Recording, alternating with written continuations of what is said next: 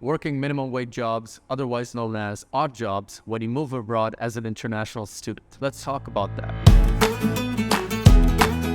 What's happening, everybody? My name is Z, and I like to make helpful videos for students just like you who are planning on studying abroad.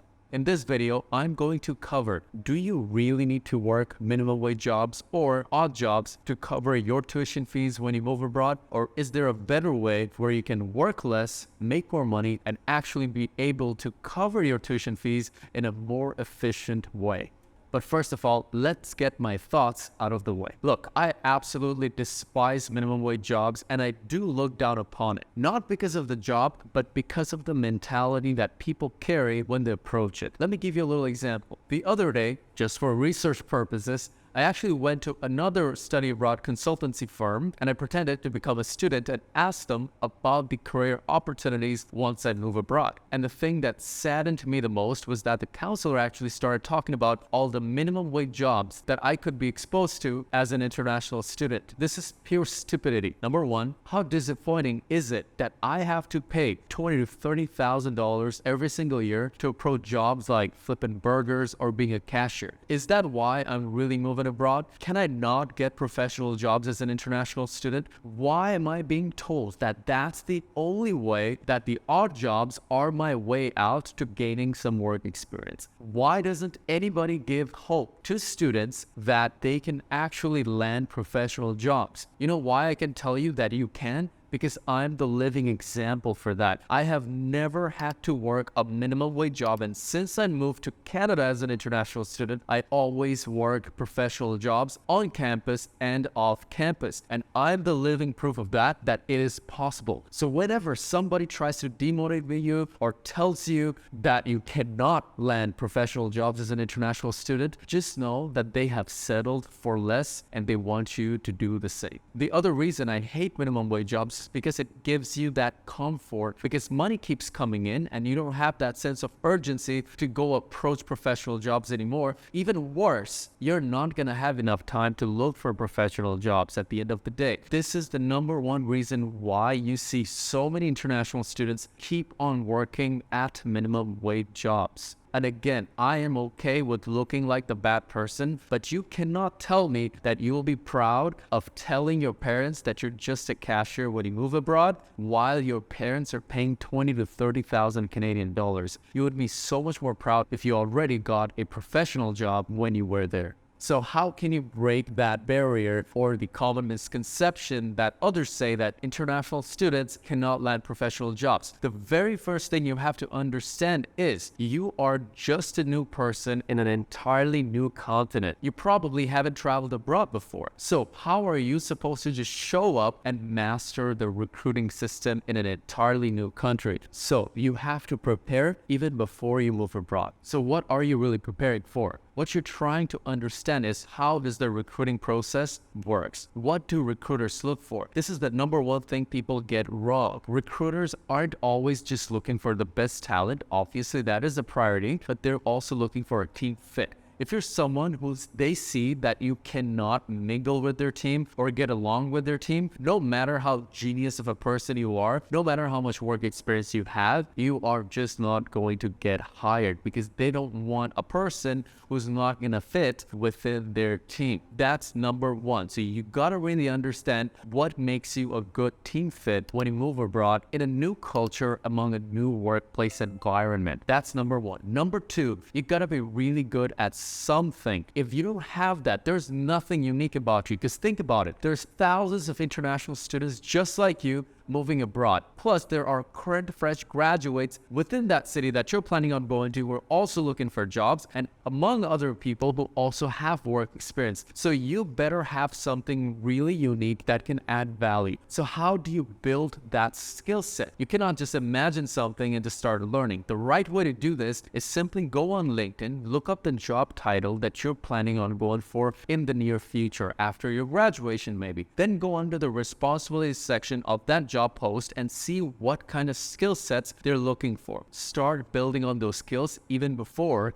you move abroad. So 2 things recruiters are looking for are unique skill sets and your ability to fit within their team. Number 3, how do you now approach jobs? The best way to go about this is on campus. There are 30 to 40 different departments on campus. And because you're a school student, it gives you more preference from their side to actually hire you. Because you're a student, they understand that, and they understand that you're trying to build on experience. First, you can obviously volunteer for a month or 2 to get yourself known and show people that you're really good at something. And then you can approach them saying, hey, look, I really want to work for your department. Are there any positions available that are paid that I can fill in? Trust me, guys, on-campus jobs pay you so much more than the minimum wage jobs that you get outside of campus. And again, you're going to have to work at minimum wage jobs if you can't speak English properly, if you can't fit within their team properly, and number 3, if you don't have good skill sets. Literally on campus is a gold mine for so many international students to be able to work because there are just so many departments. There's a department for every single faculty and program on campus, plus the various departments like your residence, your community life, plus the administrative departments. You can learn a lot. Let me give you an example. I had some photography skills and I was really good at it. So I realized that I could take photos on campus for all the events that were happening. So what did I do? I found the department that was responsible for all the events that was happening on campus. Then I went into their office. I found their office address from their website page. I showed up and I told them, look, I just want to take photos for one event. You don't have to pay me anything. I just want to show you how good my photography skills are. They were like, okay, show up on that date, take some photos and let us know. I took the photos. They turned out great. And from the next event, I started getting paid $500 per event. Guess what? One event lasted for 1 hour and I was making $500. There was always 4 to 5 events happening on campus every single month, and I made above $2,000 just by working 4 to 5 hours. So you see, it's never always about just working hard. Sometimes just doing the right thing at the right time in the smartest way will give you more output than what others are getting. So that's why you have the saying, work smart, not hard. But if you can't figure out a way to work smart, keep working hard until you find it. That's my advice to you all. So number 1,